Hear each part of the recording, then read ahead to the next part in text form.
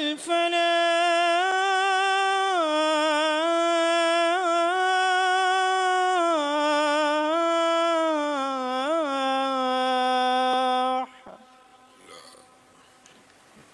الله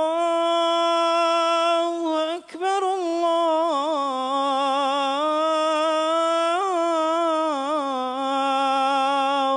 أكبر. الله أكبر. لا إله إلا الله.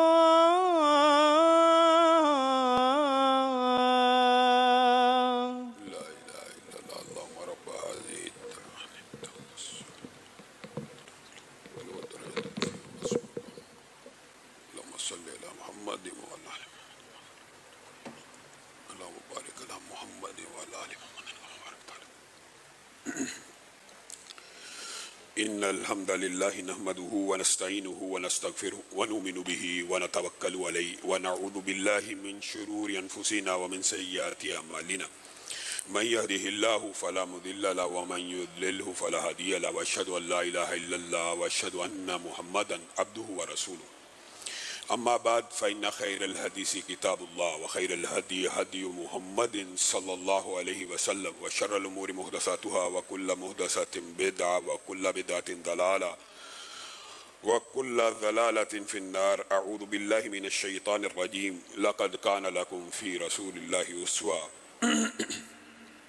تمام قسم کی تعریفات اور حمد و ثنا اللہ مالک الملک کے لیے ہیں، جو تمام کائنات کے خالق مالک اور رازق ہیں، جو اپنے بندوں پر بے شمار انعامات کرنے والے ہیں، جو ہمیشہ سے ہیں اور ہمیشہ ہی رہیں گے، نہ جن کی ذات میں کوئی شریک ہے نہ جن کی صفات میں کوئی شریک ہے۔ حمد و ثنا کے بعد لاکھوں کروڑوں درود و سلام ہو اس ہستی اقدس و مقدس پر کہ جن کا نام نامی اور اسم گرامی حضرت محمد الرسول اللہ صلی اللہ علیہ وآلہ وسلم ہے، جنہیں تمام کائنات کا ہادی، رہنما، مقتدی، پیشوا، رہبر، امام بنا کر بھیجا گیا، اور جن کے قلب اطہر پر اللہ رب العزت نے اپنی آخری کتاب حمید کو نازل فرمایا۔ حمد و ثنا اور درود و سلام کے بعد لاکھوں رحمتیں ہوں آپ کے صحابہ پر، تابعین پر، تبع تابعین پر، واعظین، مبلغین، محدثین، مفسرین، مصنفین پر، کہ جن کی وجہ سے اسلام ٹھیک اور مکمل حالت میں ہم تک پہنچا۔ معزز سامعین گرامی قدر، رسول اللہ صلی اللہ علیہ وسلم کی معجزات کے حوالے سے، پیشین گوئیوں کے حوالے سے، بعض دعاؤں کے حوالے سے چند واقعات آپ کے سامنے رکھے ہیں۔ رسول اللہ صلی اللہ علیہ وسلم کے معجزات ہی کے باب کو کچھ آگے بڑھائیں گے اور کوشش کریں گے کہ یہ باب جلد از جلد مکمل ہو۔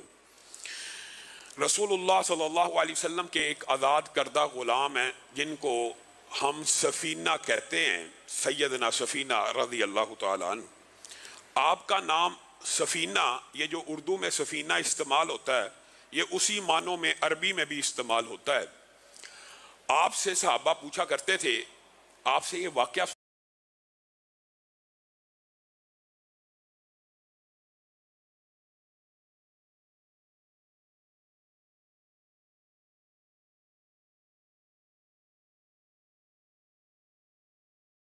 اقول ہے۔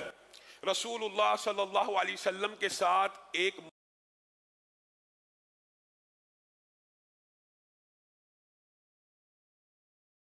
آپ سے صحابہ پوچھا کرتے تھے، آپ سے یہ واقعہ سنا کرتے، پاس سامان بے شمار تھا اٹھانے والا، تو اونٹ جو تھے وہ سامان سے بھر گئے، ابھی بھی کئی اونٹوں کا سامان باقی تھا۔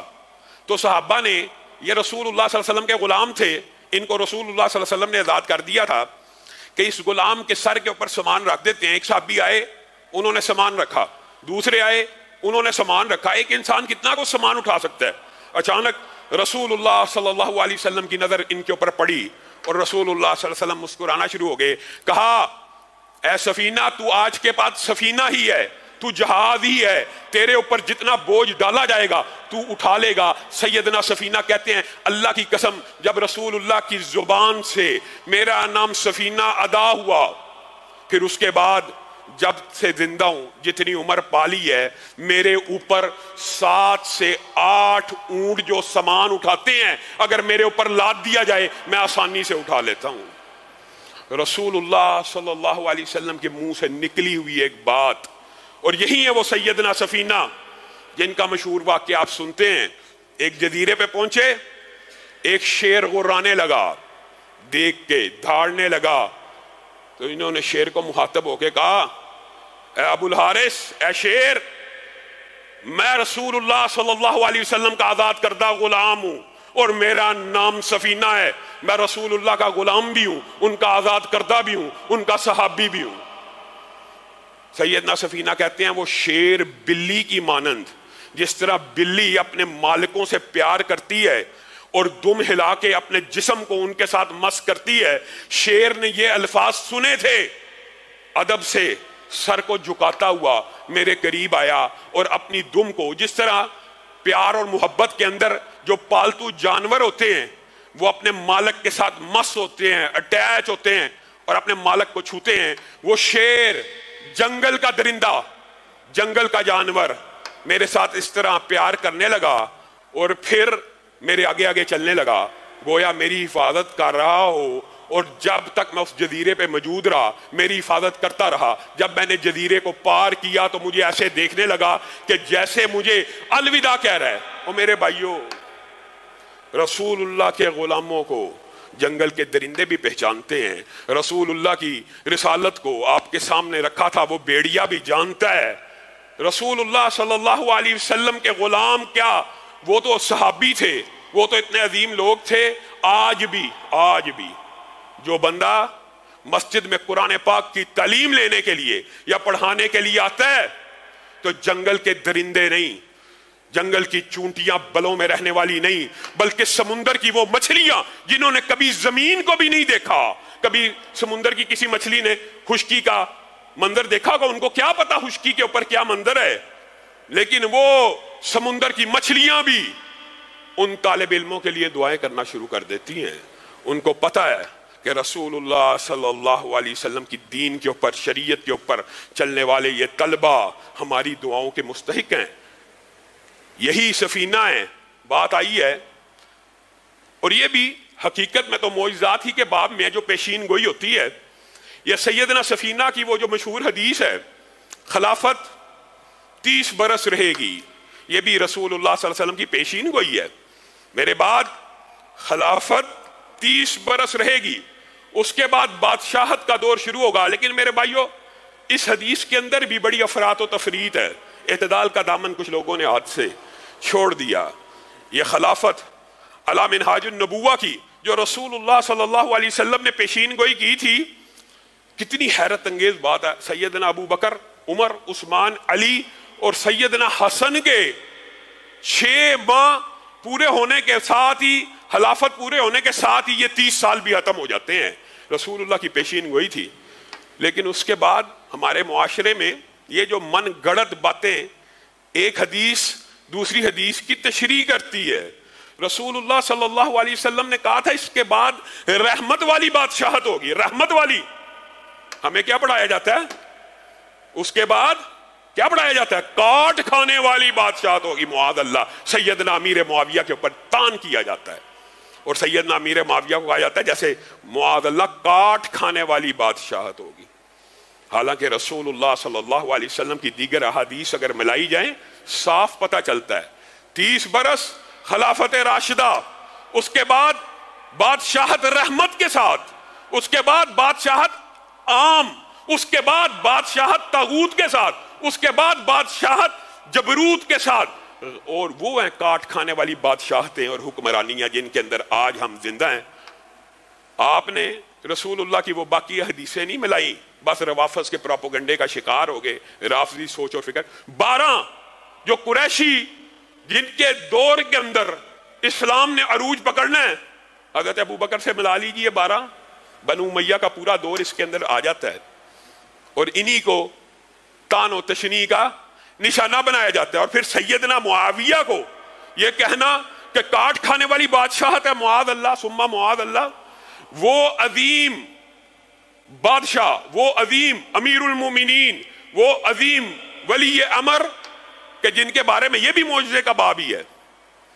ایک مرتبہ حضرت حسن کو رسول اللہ صلی اللہ علیہ وسلم نے دیکھا اور بڑے غور سے دیکھا، اچانک کہنے لگے یہ میرا بیٹا، یہ میرا بیٹا، بیٹا کہہ کے پکارا، یہ میرا بیٹا حسن سردار ہے، سبحان اللہ، سید ہے، یہ سردار ہے، یہ سید ہے. مجھے اللہ کے ہاں امید ہے کہ یہ میرا بیٹا مسلمانوں کے دو عظیم گروہوں کے مابین صلح کروا دے گا. اب ایمانداری سے بتلائیے، رسول اللہ صلی اللہ علیہ وسلم کی حدیث کے اندر لفظ کیا ہے؟ مسلمانوں کے دو فئتین عظیمتین، دو گروہوں، اور دو گروہوں کی جو صفت بیان کی ہے وہ کیا کی ہے؟ عظیمتین، دو عظیم الشان گروہوں. رسول اللہ صلی اللہ علیہ وسلم تو سیدنا معاویہ کے گروہ کو بھی عظیم الشان کہہ رہے ہیں، سیدنا حسن کے گروہ کو بھی عظیم الشان کہہ رہے ہیں، اور آپ ان کو کاٹ کھانے والی معاذ اللہ بادشاہت کہتے ہیں. آپ اپنے عقیدوں کی اصلاح کیجئے. یہ رحمت والی ملوکیت ہے، یہ رحمت والی بادشاہت ہے کہ جس کے بارے میں رسول اللہ نے پیشین گوئی کی کہ یہ میرا بیٹا صلح کروائے گا مسلمانوں کے دو عظیم الشان گروہوں کے مابین. اور قربان جائیں سیدنا حسن کی سیرت کے اوپر بھی. آج چھوٹی چھوٹی بادشاہتیں اور چدراہٹیں ہوں کوئی نہیں چھوڑتا. یہ رسول اللہ کا بیٹا ہے، خلیفۃ المسلمین ہے، مسلمانوں کا خلیفہ ہے. حضرت امیر معاویہ کے ہاتھ پہ آ کے بیعت کر لیتا ہے اور کہتا ہے میں اپنی خلافت سے دستبردار ہوتا ہوں تاکہ مسلمانوں میں انتشار اور اشتراک اور یہ جو لڑائیاں ختم ہو جائیں. بتائیے اس سے بڑی کیا قربانی ہو سکتی ہے؟ اور پھر سیدنا امیر معاویہ مسلمانوں کے اجماعی طور پہ اکیلے سیدنا معاویہ خلیفہ رہے، اور ان کے دور میں جو اسلام نے ترقی کی اور جو فتوحات کی. اور سیدنا حسن کو بعد ان کے ساتھیوں نے تانا دیا تھا، صلح کرتے ہو؟ یہ بھی پیشین گوئیوں کے باب میں سے ہے. صلح کر لیا تمہارے باپ نے، علی نے تو نہیں تھی کی، یعنی ایک بھڑکانے کے لیے اور ایک تانا دینے کے لیے. حضرت حسن مسکرانے لگے، اللہ کی قسم میں جو چیز جانتا ہوں تم نہیں جانتے. میں نے رسول اللہ سے سنا تھا قیامت اس وقت تک قائم نہیں ہو سکتی جب تک سیدنا امیر معاویہ مسلمانوں کے امیر نہ بن جائیں. اب بتائیے آپ ان ہستیوں کے اوپر، ان شخصیات کے اوپر تبرہ کرتے ہیں، اور یہ سیدنا سفینہ اکیلے نہیں ہیں. اس طرح کے ابواب کے اندر آپ نے سیدنا اویس کرنی رحمہ اللہ کا نام بھی سنا ہوگا، اور یہ بھی پیشین گوئیوں کے باب میں. حضرت عمر کو رسول اللہ صلی اللہ علیہ وسلم نے ایک مرتبہ مخاطب ہو کے کہا تھا کرن کا رہنے والا ایک اویس ہے، عمر اگر زندگی میں اس سے ملاقات ہو اور تیری ہوگی، زندگی میں اگر ملاقات ہو اور تیری ہوگی، تو نے اس سے اپنے لیے دعا کرانی ہے. اس کی نشانی یہ ہوگی، عمر اس کی گردن کے اوپر ایک پھل بیری کا چھوٹا سا نشان رہ گیا ہوگا. اس کو پہلے پھل بیری کی بیماری ہوگی، لیکن وہ سکڑتے سکڑتے اس نے اپنی ماں کی ایسی خدمت کی ہے کہ وہ ایک نشان سا رہ گیا ہے. اور اس کی ماں کی خدمت کا اللہ تعالیٰ نے اس کو عجیب و غریب بدلہ دیا ہے کہ جب وہ ہاتھوں کو اٹھاتا ہے اللہ تعالیٰ اس کی دعا کو سن لیتا ہے. جب وہ ہاتھوں کو اٹھاتا ہے اللہ تعالیٰ اس کی دعا کو سن لیتا ہے. سیدنا عمر پوری زندگی یمن سے آنے والوں کا جب بھی قافلہ آتا تھا پوچھا کرتے تھے اویس، اس قافلے میں کوئی اویس نامی ہے؟ اور سیدنا عمر کو یقین تھا مجھے اس وقت تک موت نہیں آئے گی جب تک اویس کرنی کے ساتھ میری ملاقات نہیں ہو جائے گی. بات ضمنی طور پہ آئی ہے تو یہ بھی سمجھ لیجئے. بعض لوگوں نے یہ سمجھا، اور یہ بھی خام خیالی ہوتی ہے، جس طرح ہجر کے واقعات کے اندر صوفیوں نے عجیب و غریب معاشرے میں پراپوگنڈا پھیلا دیا اور کہہ دیا دیکھیں جی ہجر موسیٰ سے بھی آگے تھے. نہیں نہیں، جزوی طور پہ کسی کو اگر کوئی فضیلت ہو جائے لیکن عہد کے رسول اور پیغمبر سے اوپر امتی نہیں ہوتا. اسی طرح سارے تابعین بھی جمع ہو جائیں کسی ادنا درجے کے صحابی کی عظمت کا مقابلہ نہیں کر سکتے، لیکن جزوی کچھ فضائل اور مناقب ہوتے ہیں. اس کا مطلب یہ نہیں کہ عمر کی دعا نہیں سنی جاتی، یا عمر کی قدر و منزلت نہیں ہے، یا عمر کی فضیلت نہیں ہے. رسول اللہ کے بعد امتیوں میں سب سے افضل ابو بکر ہیں، اور ابو بکر کے بعد دھرتی کی پشت کے اوپر امت میں سب سے افضل عمر ہیں، سب سے افضل ہیں. لیکن آپ کو جو بات سمجھائی جا رہی وہ اب مجھے اور آپ کو سمجھانے کے لیے رسول اللہ صلی اللہ علیہ وسلم ان کی ایک صفت بیان کر رہے ہیں. تو حضرت عمر تلاش کیا کرتے تھے بالآخر ڈھونڈتے ڈھونڈتے ان تک پہنچ گئے اور ان سے دعا کے لیے کہا. وہ آگے سے کہنے لگے آپ خلیفۃ المسلمین ہیں، آپ علی حیدر کرار ہیں، آپ دونوں مجھ سے دعا کروانے کے لیے آئے ہیں. کہا ہاں ہمارے نبی کا حکم ہے اس لیے تیرے پاس آئے ہیں، ہمارے لیے دعا کر. پھر سیدنا عمر نے ایک عجیب و غریب معاملہ ہے، کہ اس بات کو لوگوں میں بیان کرنا شروع کر دیا. اویس سے دعا کروایا کرو, اویس سے دعا کروایا کرو, اویس سے دعا کرایا کرو, حتیٰ کہ اویس کرنی کی شہرت پھر پھیل گئی. سیدنا اویس کرنی اپنی شہرت کو چھپایا کرتے تھے, اور ان کے بارے میں یمن کے اندر لوگوں کو معلوم نہیں تھا کہ یہ اتنا بڑا ولی اللہ اور اتنا مستجاب الدعوات ہے. لیکن جب سیدنا عمر نے یہ واقعہ بیان کیا پھر ان کی شہرت پھیل گئی, حتیٰ کہ بعض مورخین نے یہاں پہ یہ بات بھی رقم کی ہے کہ سیدنا ویسے کرنی وہ تھے اس واقعے سے پہلے کہ لوگ ان کا مذاق اڑایا کرتے تھے. جس طرح آج کے دور میں معاشرے میں مذاق نہیں اڑایا جاتا, کوئی لڑکا شریف ہو وہ یار صوفی ہو گیا, کوئی بچہ شرم و حیا والا ہو, بجائے یہ کہ اس کو اپریشیٹ کیا جائے اور اس کو اس کی جو صفت ہے اس کے اندر اس کو ابھارا جائے, اس کو تانا دیا جاتا ہے, او یار وہ تو صوفی بن گئی, وہ تو مولوی ہو گئی, وہ تو حاجی ہو گئی. وہ سیدنا ویسے کرنی کے ساتھ اس دور میں بعض لوگ یہ معاملہ کیا کرتے تھے, یار یہ تے دنیا تو بالکل ہی الگ تھلگ بندہ ہے, تے دنیا دے وچ کسی کم دا نہیں معاذ اللہ. تو سیدنا عمر کی اس دعا کے بعد اور سیدنا عمر کے اس واقعے کے بعد ان کی شہرت پھیل گئی, اور پھر لوگوں کو ان کے فضائل و مناقب کا صحیح طور کے اوپر اندازہ ہوا. اسی طرح معجزات کے باب کے اندر آپ نے سیدنا سلیمان فارسی کا وہ مشہور واقعہ سنا ہوا.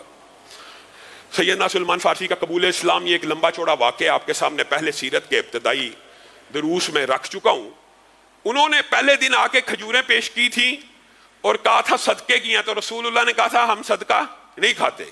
اگلے دن آ کے تحفے کے طور پہ پیش کی, اور وہ جانچنا چاہتے تھے کہ یہ رسول صلی اللہ علیہ وسلم نبی ہیں کہ نہیں. تو رسول اللہ صلی اللہ علیہ وسلم نے قبول کی. پھر انہوں نے جب اسلام کو قبول کیا, لمبا چوڑا واقعہ, مہر نبوت کو دیکھا, چوما, اس کے بعد انہوں نے اپنی ایک بات رسول اللہ کے سامنے رکھی تھی, اے اللہ کے رسول, یہ یہودی نے مجھے اپنا غلام بنا لیا ہے اور اس نے میرے ساتھ مکاتبت کی ہے کہ میں اس کو پورا ایک باغ کھجوروں کا لگا کے دوں گا. اور میرے بھائیو, یہ جو مکاتبت ہوتی تھی, کھجوروں کا باغ لگا کے دوں گا اور جب تک وہ کھجور پھل نہیں دے گی یہ میرا غلام رہے گا. اس مکاتبت کے اندر یہ شرط اس لیے رکھی جاتی تھی, ایک آم کا پودا آپ لگائیں آج, اس کو پھل دیتے ہوئے 5 7 8, اب تو ہائیبریڈ بھی آگئے, چلو 4 سال تو لگ جاتے ہیں. کھجور کے پودے کو بہت لمبا عرصہ درکار ہوتا ہے, بیج ڈالنے سے, پودا لگانے سے لے کے پھل دینے تک. اس کا بھی خیال تھا 10 20 سال یہ میرا غلام رہے گا. تو رسول اللہ صلی اللہ علیہ وسلم نے جب آپ کی یہ بات سنی تو صحابہ کو کہا لاؤ صدقہ کرو سلمان فارسی پہ, پودے لے کے آؤ چھوٹے چھوٹے, آؤ اس کے لیے باغ لگاتے ہیں. اور رسول اللہ صلی اللہ علیہ وسلم نے حکم دیا میرے علاوہ پودا کسی نے نہیں لگانا, میرے علاوہ پودا کوئی نہ لگائے, میرے علاوہ پودا کوئی نہ لگائے. یہاں پہ حکم تھا. اس وجہ سے یہ بھی بات رافضیوں نے پراپوگنڈے کے طور پہ استعمال کی ہے, میرے علاوہ پودا کوئی نہ لگائے. پودے جمع ہو گئے, رسول اللہ صلی اللہ علیہ وسلم نے اللہ کا نام لے کے اس یہودی کے باغ میں پودے لگانے شروع کر دیے. اب آپ ایمانداری سے بتائیے, کبھی زندگی کی تاریخ انسانیت میں یہ ہوا ہے کہ کھجور کا پودا آج لگے اور 1 سال کے بعد پھل دینا شروع ہو جائے؟ یہ معجزے کا, ہزاروں لوگوں کا عینی شہادت اور قبول اسلام اگر یہودی چاہتے تو اسی ایک معجزے کو دیکھ کے اسلام قبول کر لیتے. لیکن نہیں, کچھ لوگ واضح نشانیاں دیکھنے کے بعد بھی اسلام کو قبول نہیں کرتے. 1 سال گزرا, وہ پودے تناور درخت بھی بن گئے, ان کے اوپر کھجوریں بھی لگنا شروع ہو گئیں. رسول اللہ صلی اللہ علیہ وسلم بڑا ہنسی خوشی سلمان فارسی کے ساتھ اس باغ میں چلے, ایک پودے کے اوپر کھجور نہیں لگی, ایک کے اوپر. 300 کے قریب پودے تھے, سینکڑوں پودے, مختلف روایات ہیں, سب کے اوپر کھجور لگی ہے, ایک کے اوپر نہیں لگی. رسول اللہ صلی اللہ علیہ وسلم نے کہا یہ کس نے لگایا تھا؟ حضرت عمر کو پتہ نہیں تھا کہ رسول اللہ نے حکم دیا میرے علاوہ کوئی نہ لگائے. حضرت عمر نے ہاتھ بٹاتے ہوئے اس پودے کو لگا دیا تھا, لیکن چونکہ رسول اللہ کا حکم تھا, یہاں پہ رافضی بے ایمان وہ کہتے ہیں عمر نے لگایا تھا اس لیے اس نے پھل نہیں دیا. واہ واہ, یہاں پہ حکم رسول تھا کہ میرے علاوہ کوئی نہ لگائے, وجہ یہ تھی. اور کیا اس سے یہ ثابت ہوتا ہے کہ حضرت عمر کا معاذ اللہ درجہ کم تھا؟ نہیں, یہ نبی کا ایک معجزہ تھا. ورنہ تو سیدنا عمر کو بھی کی جو کرامتیں ہیں وہ آپ کو سیرت عمر میں بیان کی ہیں, حتیٰ کہ حضرت عمر ان اولیاء اللہ میں سے ہیں کہ جن کے سامنے اللہ رب العزت نے ایک مرتبہ میدان جنگ کا پورا نقشہ عیاں کر دیا اور مدینہ سے آواز لگائی تھی ساریہ کو، اس نے ہزاروں میل دور حضرت عمر کی آواز کو سنا تھا کہ پہاڑ کی اوٹ لے۔ یہ سنت نبوی ہے کہ پہاڑ کو اپنے پیچھے رکھ کے جنگ کرنا۔ یہ بات نہیں ہے کہ سیدنا عمر نے لگایا تھا تو اس لیے پھل نہ ہوئے، یہ رسول اللہ کا حکم تھا۔ خیر رسول اللہ صلی اللہ علیہ وسلم نے اس پودے کو دوبارہ اکھاڑ کے لگایا، اس پودے نے بھی اسی سال پھل دینا شروع کر دیا۔ اب سیدنا سلیمان فارسی رسول اللہ صلی اللہ علیہ وسلم کی خدمت میں حاضر ہوئے اور کہنے لگے اے اللہ کے رسول، پودوں کا معاملہ تو طے ہو گیا، لیکن وہ جو 40 اوقیہ سونے کا معاملہ ہے، اگر آج ضرب دیں 200 گرام کے حساب سے، جو اندازہ مختلف محدثین کا 8 کلو سونے کا، 8 کلو سونا رہتا ہے ابھی اس کا ادا کرنے والا، جب وہ ادا کریں گے تب رہائی ملے گی۔ رسول اللہ صلی اللہ علیہ وسلم کے پاس اسی اسنا میں مرغی کے انڈے جتنا سونے کا ایک ٹکڑا آیا۔ رسول اللہ صلی اللہ علیہ وسلم نے بسم اللہ پڑھ کے اس ٹکڑے کو اٹھایا اور سلمان کو کہا جا اپنا 8 کلو سونے کا جو مکاتبت ہوئی ہے اس کو بھی ادا کر۔ حضرت سیدنا سلمان نے بھی سوچا ہوگا، صحابہ نے بھی سوچا یہ مرغی کے انڈے کے برابر جو سونا کیا 8 کلو کا ہو سکتا ہے؟ خود بتائیے، ہو سکتا ہے؟ لیکن سیدنا سلمان فارسی کہتے ہیں اس نے تولنا شروع کیا، اس کو تولا گیا۔ اللہ کی قسم میں دیکھ کے حیران رہ گیا، اگر اس دن اس کے ساتھ احد پہاڑ کو بھی تولا جاتا تو احد پہاڑ ہلکا ہو جاتا۔ اسے ایک مرغی کے انڈے کے برابر سونے نے 8 کلو سے زائد سونے کا قرض بھی اتار دیا۔ یہ واقعات اور یہ مشاہدات اور یہ اکیلے سیدنا سلمان فارسی نے نہیں دیکھے، چند صحابہ نے نہیں دیکھے، سینکڑوں یہودی جتنے تھے اس وقت انہوں نے بھی دیکھے۔ سب کے سامنے یہ واقعات پیش آ رہے ہیں۔ اگر ایمان قبول کرنے کی ہدایت بھی اللہ کی طرف سے ہوتی ہے، ہدایت بھی اللہ کی طرف سے ہوتی ہے میرے بھائیو، اللہ کی قسم یہ ہدایت بھی اللہ کی عظیم الشان نعمت ہے۔ حقیقت بات ہے، یہ بات ضمنی طور پہ کہتا ہوں، ایمان دنیا کے اندر، اس دھرتی کے اندر سب سے بڑی نعمت ایمان ہے، اور اس کے بعد اگر کوئی نعمت ہے اس دھرتی کے اوپر تو وہ صحت ہے، اور اس کے بعد یہ نعمتیں ہیں دولت کا ہونا، رزق کا ہونا، اچھی اولاد کا ہونا۔ یہ ایمان نہ ہو تو انسان کا بیڑا غرق ہے۔ صحت نہ ہو تو بتائیے، ایک بندے کی صحت ہی نہیں ہے، اس کو دنیا کی کوئی نعمت اچھی لگتی ہے؟ اس کے گھر میں خوشی ہو، اس کے گھر میں غم ہو، اس کو کیا لگے؟ وہ تو بیمار ہے، وہ تو مریض ہے۔ تو ہمیں ہمیشہ ایمان کی دعا کرنی چاہیے، اللہ تعالیٰ ہمیں ایمان پہ استقامت دے، اور اللہ تعالیٰ ہمیں جب تک زندہ رکھے صحت کے ساتھ رکھے، عافیت کے ساتھ رکھے، بیماریوں سے بچا کے رکھے۔ اور میرے بھائیو، یہ حضرت محمد رسول اللہ صلی اللہ علیہ وسلم کی دعاؤں کا اور پیشین گوئیوں کا جو باب ہے، خالی ایک تو معجزات آپ کے سامنے رکھ رہا ہوں، معجزات کے اوپر آپ کو بتایا تھا امام نووی نے اور محدثین نے لکھا ہے کہ 1200 معجزات صحیح سند سے ثابت ہیں، اور اس کے علاوہ معجزات اور بھی متعدد ہیں۔ اسی طرح نبی کریم صلی اللہ علیہ وسلم کی پیشین گوئیوں کے اوپر بھی کتابیں لکھی گئی ہیں کہ نبی کریم نے یہ پیشین گوئی کی وہ پوری ہوگی، نبی کریم نے یہ پیشین گوئی کی وہ پوری ہوگی، نبی کریم نے یہ پیشین گوئی کی وہ پوری ہوگی۔ اور انہی کتابوں کے اندر ایک چیپٹر ایسا بھی ہوتا ہے کہ نبی کریم صلی اللہ علیہ وسلم نے جو پیشین گوئیاں کی ہیں وہ ابھی پوری نہیں ہوئی، جیسے امام مہدی کا آنا، حضرت عیسیٰ کا آنا، دجال کا آنا، علامات قیامت میں، یہ لمبی چوڑی باتیں موجود ہیں، لیکن جو مشہور پیشین گوئیاں ان میں سے چند آپ کے سامنے رکھنا چاہتا ہوں۔ ان میں سے ایک سیدنا حسن کی بات آ رہی ہے تو یہ بھی سن لیجئے۔ حضرت علی بیان کرتے میں عراق میں تھا اور حضرت علی عراق میں موجود تھے، اور وہ اپنے اصحاب کو یہ واقعہ بیان کر رہے ہیں کہ میں ایک مرتبہ رسول اللہ صلی اللہ علیہ وسلم کے پاس حاضر ہوا تھا، رسول اللہ صلی اللہ علیہ وسلم کے چہرے کے اوپر آنسو موجود تھے، اور رسول اللہ کسی بات کے اوپر غم زدہ تھے، اور نبی کریم صلی اللہ علیہ وسلم کا غم زدہ ہونا حضرت علی کی طبیعت پہ بڑا ناگوار گزرا۔ کہنے لگے اللہ کے رسول آپ روتے ہیں، آپ کی آنکھوں میں آنسو ہیں؟ کہا علی ہاں، جبریل امین آئے تھے، انہوں نے مجھے بتلایا ہے کہ تیرا ایک بیٹا فرات کے کنارے پہ شہید کر دیا جائے گا، میرا ایک بیٹا فرات کے کنارے پہ شہید کر دیا جائے گا۔ اے علی، نہ صرف اطلاع دے کے گئے ہیں بلکہ اس کی کچھ مٹی بھی، اس دھرتی کی، اس زمین کی بے وفائی اور غداری کی تاریخ سمجھانے کے لیے کیسے بدبخت لوگ تھے، سینکڑوں لاکھوں خط لکھے، لاکھوں خطوط لکھ کے سیدنا حسین کو بلایا اور چند سو کے سامنے کھڑے نہ ہو سکے، اور بعد میں اپنے سروں پہ خاک ڈالنے لگے، ماتم کرنے لگے، پیٹنے لگے۔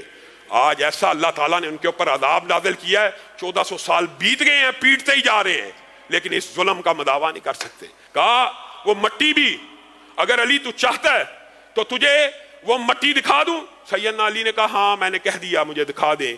میں نے اس مٹی کو سونگا، اللہ کی قسم بیٹے حسین کی اس میں سے خوشبو آ رہی تھی، تو میں بھی زاروں کی تار رونے لگا، اور میرے اوپر بھی یہ کفیت غم کی تاری ہوگی۔ بتائیے یہ رسول اللہ صلی اللہ علیہ وسلم کی پیشین گوئی پوری ہوئی کہ نہیں ہوئی؟ رسول اللہ صلی اللہ علیہ وسلم کی وہ کون سی پیشین گوئی ہے جو آپ نے کی اور پوری نہ ہوئی ہو؟ ہاں وقت آئے گا جو نہیں پوری ہوئی۔ غامدی جیسے تو دجال کا انکار کر بیٹھے ہیں، عیسیٰ کے نزول کا انکار کر بیٹھے ہیں، جس طرح سینکڑوں پیشین گوئیاں پوری ہوئی ہیں، اللہ کی قسم یہ بھی پوری ہونی ہے۔ آپ کا ایمان نہ ہو رسول اللہ صلی اللہ علیہ وسلم نے تو آج کے دور کے بارے میں بھی یہ کہہ دیا تھا، قیامت اس وقت تک قائم نہیں ہوگی جب تک وقت قریب نہ آ جائے۔ مراد کیا تھا؟ مراد یہ تھی وقت سے برکت نہ ختم ہو جائے۔ ایک ایک سال تمہیں لگے گا مہینوں میں گزر گیا، ایک ایک ماہ تمہیں لگے گا ہفتہ ہی گزرا ہے، اور ایک ہفتہ ایسے لگے گا، خاص طور پہ جو خطیب ہوتے ہیں نا، جو مقرر ہوتے ہیں، ان کو لگتا ہے ہر روز ہی جمعہ آ گیا۔ حقیقت بات بتا رہا ہوں، اور یہ آپ خود بھی مشاہدہ کر لیں، آپ کو ہفتہ ایسے محسوس ہوگا آج کے دور کے بارے میں کہ وقت قریب آ جائے گا، وقت تیزی سے گزرنا شروع ہو جائے گا، ایک دن چند لمحوں کا انسان کو محسوس ہوگا۔ تو رسول اللہ صلی اللہ علیہ وسلم کی دعاؤں اور پیشین گوئیوں کے حوالے سے کوشش کریں گے، اور خصائص امت کے حوالے سے کہ اپنی گزارشات کو جلد مکمل کیا جائے، اور اس کے بعد سیرت النبی کے اسی دباچے کو اور اسی چیپٹر کو شروع کیا جائے جو 2 ہجری کا ہم نے چھوڑا ہے۔ اللہ رب العزت جو کہا گیا، جو سنا گیا، اس کو سمجھنے کی توفیق عنایت فرمائے۔ یہ بات اجالی اندر کر اور وہ تیالی بھی تھلے کر تھوڑی، ٹھیک ہو گیا، تھوڑا تھلے کرو، چٹی والی بھی تھلے کرو، بس۔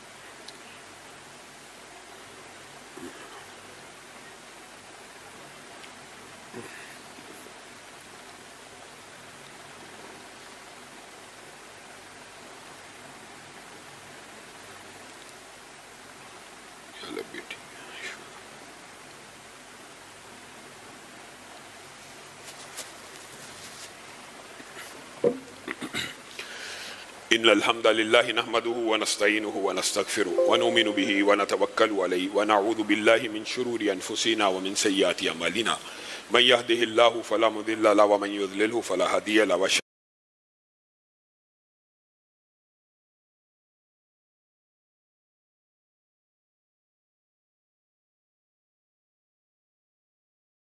إن الحمد لله وكل ضلالة في النار۔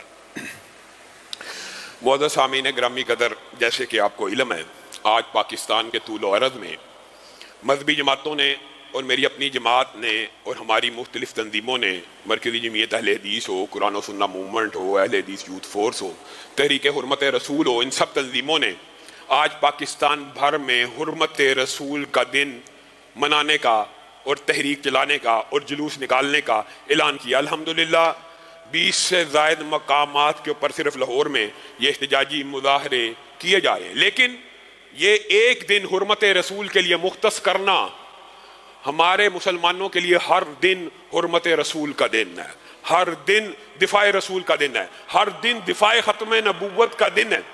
میرے بھائیو، یہ کیا معاملہ ہوا کہ آپ کو کفار آئے روز چیک کرتے رہتے ہیں، ٹیسٹر لگاتے ہیں کہ یہ رسول اللہ صلی اللہ علیہ وسلم کی توہین کے ٹیسٹر اس لیے لگائے جاتے ہیں کہ ان کو عادی بنا دیا جائے۔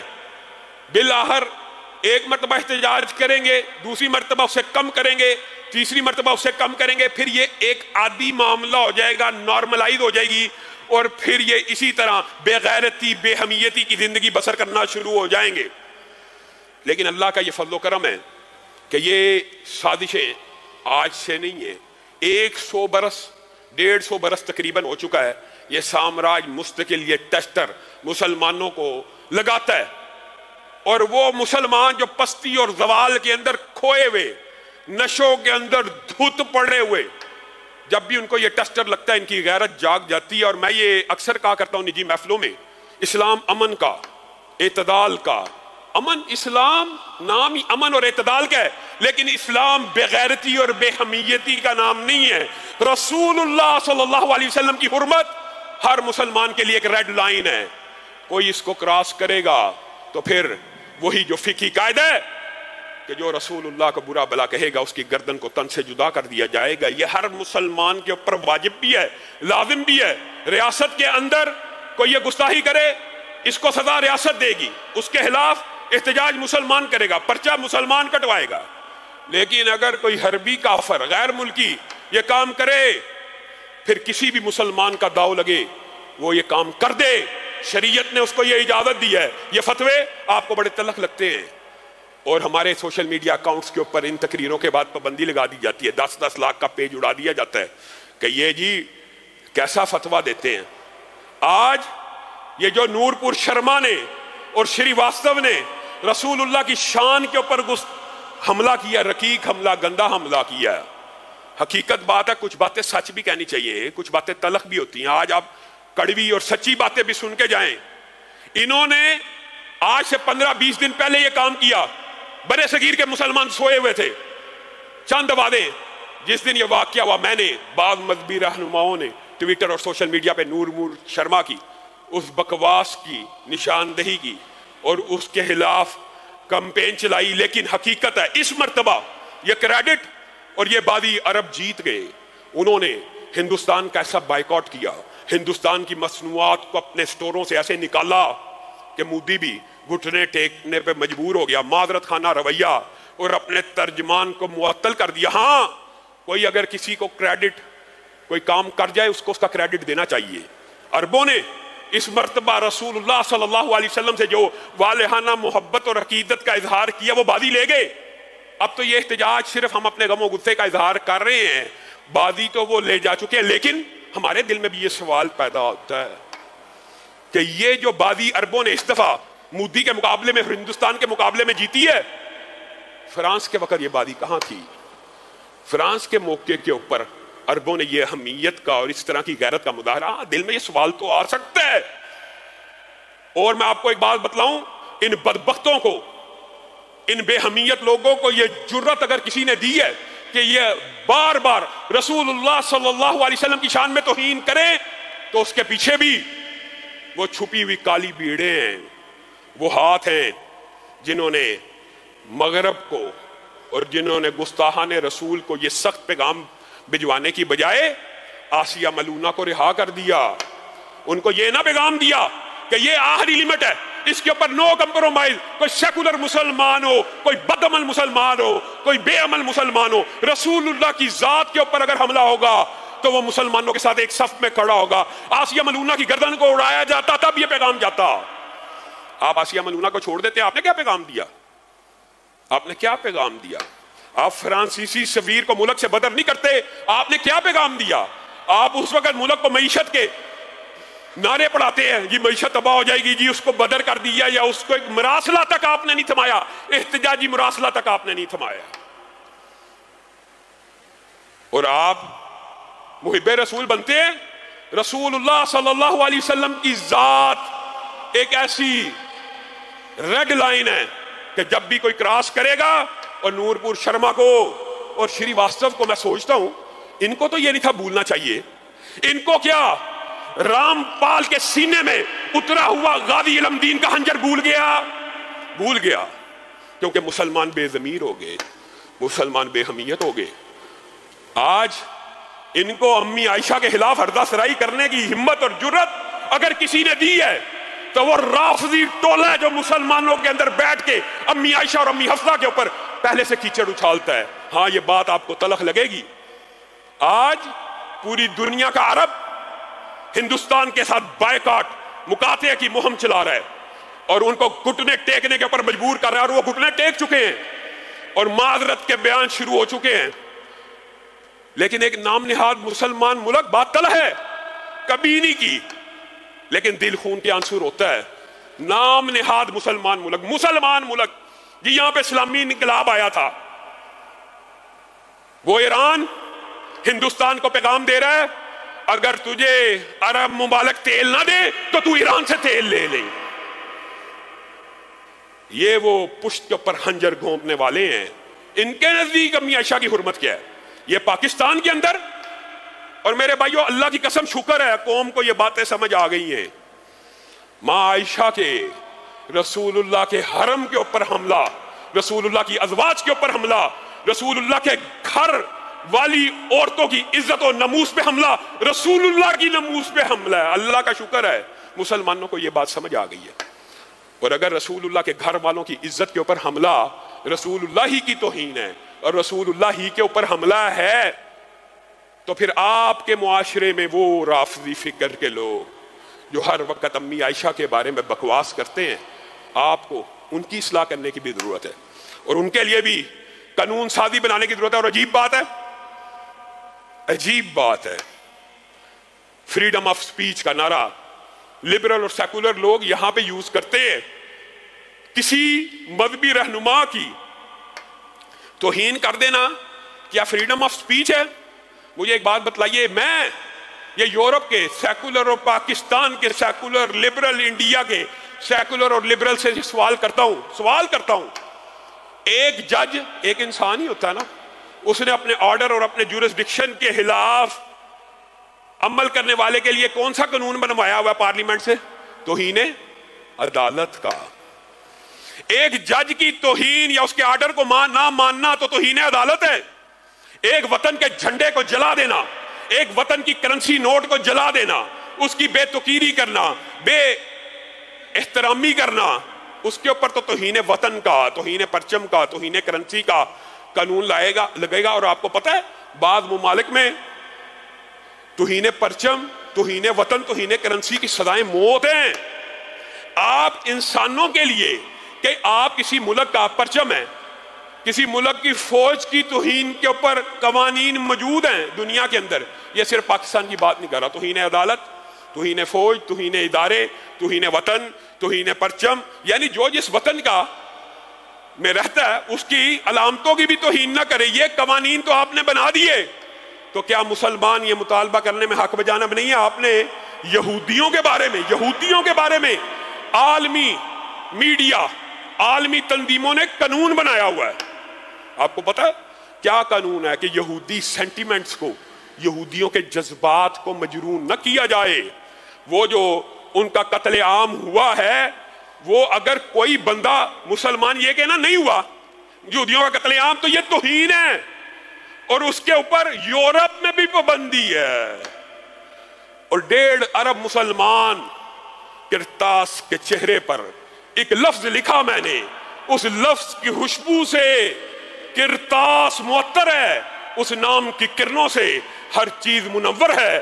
وہ نام مکمل ہے، وہ نام محمد ہے صلی اللہ علیہ وسلم. اس نام کو، اس کی توہین کرے اور 1.5 ارب مسلمانوں کا کلیجہ چھلنی ہو جائے، یہ فریڈم آف سپیچ ہے کہ ہیٹ سپیچ ہے؟ ایمانداری سے بتاؤ. تو لو میدان عدل نہیں آ جاؤ، عقل کے ساتھ ہی بات کر لو، دلیل کے ساتھ ہی بات کر لو. جس شخصیت کی توہین کے اوپر 1.5 ارب مسلمانوں کے دل، جذبات، سینٹیمنٹس مجروح ہوں، وہ فریڈم آف سپیچ ہوتی ہے کہ ہیٹ سپیچ ہوتی ہے. آپ کو اتنا ہی فرق نہیں پتا فریڈم آف سپیچ کا اور ہیٹ سپیچ کا, آپ کو فرق ہی نہیں پڑتا. لیکن ان سب کے اندر معذرت کے ساتھ ایک تو میں اب جس طرح دارالکفر میں رہنے سے ایمان ضائع ہو جاتا ہے, اور یہ بات بھی میرے ہندوستانی بھائیوں کو کئی مرتبہ بڑی تلخ لگتی ہے. وہاں پہ آپ کو پتا توحید پرستوں کی ایک بہت بڑی تنظیم اور جماعتیں موجود ہیں, توحید پسند بھی, وہ ان باتوں سے فیل کرتے ہیں کہ علامہ صاحب آپ اس طرح کی باتیں کرتے ہیں, پاکستان میں رہتے ہوئے آپ کر سکتے ہیں, آپ کو اجازت ہے اس لیے آپ کر جاتے ہیں. لیکن اللہ کی قسم یہ مسئلہ ہے, یہ شریعت کا مسئلہ ہے کہ دارالکفر میں مسلمان چند شرائط کے تحت ہی رہ سکتا ہے. مسلمان کا غلام رہنا, مسلمانوں کا کفار کا غلام رہنا مسلمانوں کے ایمان کو ضائع کرنے کے برابر ہے. اور دارالکفر میں رہنے کی جو شرائط ہیں, اگر ہندوستان کا مسلمان بھی ان شرائط کے مطابق نہیں رہتا, اگر وہ ہندوستان کے قلب سے ایک نئی اسلامی ریاست کے وجود کی جد و جہد نہیں کرتا, اگر وہ ہجرت کا ارادہ نہیں کرتا, اگر وہ اس کفر کی حکومت کو ختم کرنے کی جد و جہد میں شامل نہیں ہوتا, تو یہ میرا فتویٰ نہیں ہے, یہ رسول اللہ صلی اللہ علیہ وسلم کا فتویٰ ہے. ان قرآن کی آیتیں اللہ تعالیٰ قیامت کے دن ان مسلمانوں سے پوچھے گا کیا تمہارے لیے اللہ کی زمین کے اوپر کوئی وطن ایسا نہیں تھا, کوئی دھرتی ایسی نہیں تھی جہاں پہ چلے جاتے, نکل جاتے, ہجرت کرتے یا واپس پلٹتے, یا ان کے ساتھ لڑتے, یا ان کے ساتھ جہاد کرتے, یا ان کے ساتھ قتال کرتے. مسلمان غلام نہیں رہ سکتا. جس طرح غلام رہنا اور دارالکفر میں رہنا مسلمانوں کے ایمان کو ضائع کر دیتا ہے, اللہ کی قسم وہ بہت سے نیک طیب اور پکیزہ مسلمان ایسے ہیں جو دارالکفر کو ان باتوں سے چھوڑ آئے ہیں. کوئی آسٹریلیا سے آیا, کوئی کینیڈا سے آیا, کوئی انگلینڈ سے, چھوڑ آتے ہیں. اور بعض ایسے ہیں جن کی عقل کے اوپر پردہ ہے, ان کو یہ لگتا ہے یہ بس جی مولویوں کی باتیں ہیں, ان کے اندر کوئی اصلیت نہیں. میرے بھائیو اللہ کی قسم جس طرح دارالکفر میں رہنا, اور میں یہ اس لیے کہہ رہا ہوں یہ انڈیا کے مسلمانوں کی ذمہ داری ہے کہ وہ غازی علم دین شہید کا کردار ادا کرے. رام پال کا سینہ جو یہ بھول چکے ہیں, شری واستو اور نور پور شرما کو اس خنجر کی یاد آپ کو دلانی ہوگی. اولا لکا فاولا, آپ اس خطے میں موجود ہیں, آپ کو حرمت رسول کی جنگ ہم سے پہلے لڑنی چاہیے. لیکن کیا ان کے لڑنے کی ذمہ داری ڈال کے ہم سب بری ہیں؟ اللہ کی قسم نہیں بری. جس طرح دارالکفر میں رہنے سے, نفاق سے, ریاکاری سے, رسول اللہ کی نافرمانی سے ایمان ضائع ہو جاتا ہے, اسی طرح رسول اللہ کی حرمت کے اوپر حملہ ہو اور مسلمان اس کا بدلہ نہ لے, ان کا ایمان بھی ضائع ہو جاتا ہے. اور یہ فتویٰ بھی میں اپنی طرف سے نہیں دے رہا, یہ بھی قرآن و سنت سے ثابت ہے. امام مالک کا قول بھی موجود ہے, اگر گستاخی ہو تو کیا کیا جائے, اس سے بدلہ لیا جائے. اگر بدلہ لے نہ سکے اور استطاعت نہ ہو, پھر ایسی امت کو مر جانا چاہیے کہ جس کے نبی کی توہین ہو اور بدلہ لینے کے اوپر قادر نہ ہو. آپ کے اور میرے ایمان خطرے میں ہے, اور یہ بار بار ایک ٹیسٹ کیا جاتا ہے کہ کتنی کو غیرت باقی ہے. اللہ کا شکر ہے کہ رسول اللہ صلی اللہ علیہ وسلم کی ذات اور آپ کی حرمت مسلمانوں کے دلوں میں آج بھی اسی طرح زندہ, اور انشاءاللہ قیامت قائم ہو جائے گی, یہ حرمت اسی طرح زندہ رہے گی. نہ وطن حدیث کے اندر 295 کے اوپر کسی کو حملہ آور ہونے کی جرت دیں گے, نہ انشاءاللہ غیر ملکوں میں, کافر ملکوں میں نبی کریم صلی اللہ علیہ وسلم کی توہین کرنے کی اجازت دیں گے. میرے بھائیو چند ایک اعلانات ہیں. پچھلے جمعے بھی آپ کے سامنے اس اعلان کو رکھا تھا کہ قربانی کا, اجتماعی قربانی کا انتظام موجود ہے, جو اس میں حصہ ڈالنا چاہے ڈال سکتا ہے. دوسرا اعلان, سمر کیمپ انشاءاللہ وہ بھی 15 جون سے شروع ہو رہا ہے, اور آپ لوگوں کی پرزور اصرار کے اوپر خیرکم من تعلم القرآن وعلمہ. ابھی آپ کے سامنے اسی جمعے میں یہ بات بھی رکھی کہ جو دین کے طالب علم ہوتے ہیں ان کے نیچے فرشتے اپنے پروں کو بچھاتے ہیں, مچھلیاں, چونٹیاں, درندے ان کے لیے دعائیں کرتے ہیں. تو ہم نے ہر قسم کی عمر کے لیے 8 سال سے لے کے 80 برس کی عمر تک کے لیے جو افراد صرف لکھنا اور پڑھنا جانتے ہوں, ان کے لیے 2 ماہ کا شارٹ عربک گرامر کا, قرآن کے ترجمے کا, تجوید کا, ابتدائی صرف نحو کا کورس ڈیزائن کیا ہے. آپ سب ساتھی اس میں بھی شامل ہو سکتے ہیں, اور اللہ کے فضل و کرم سے ہمارے پاس بہترین اساتذہ آ چکے ہیں. اور ایک دن میں یہ ایک مرتبہ کلاس نہیں ہے, یہ اس کورس کا دورانیہ 2 گھنٹے ہیں, اور یہ ایک دن میں 3-4 کلاسیں ہوں گی. جو کلاس, جو ٹائم آپ کو سوٹ کرے گا آپ اس میں شامل ہو کے وہ کلاس پڑھ سکتے ہیں. اسی طرح حج تربیتی کیمپ 3 دن کا, اتوار, پیر اور منگل کو مغرب کے بعد لگ رہا ہے. جن لوگوں نے حج پہ جانا ہے ان کو تو شامل ہونا ہی چاہیے، اور لیکن حج بھی ایک ایسا فریضہ ہے جو اسلام کی بنیادوں میں سے ہے، ہر ایک پر فرض ہے۔ جب اس کے پاس پیسہ ہو اس نے کرنا ہے تو وہ شوق و رغبت اور وہ مراحل، جنہوں نے حج نہیں بھی کرنا وہ بھی اس تربیتی ورکشاپ میں شریک ہو سکتے ہیں، اتوار کے دن، پیر کے دن اور منگل کے دن، ان 3 دنوں میں مغرب کے بعد وہ تربیتی کیمپ بھی لگے گا۔ اللہ رب العزت جو کہا گیا، جو سنا گیا، اس کو سمجھنے کی توفیق عنایت فرمائے۔ سبحان ربک رب العزت عما یصفون وسلام علی المرسلین والحمد للہ رب العالمین۔ وہ میرے آگے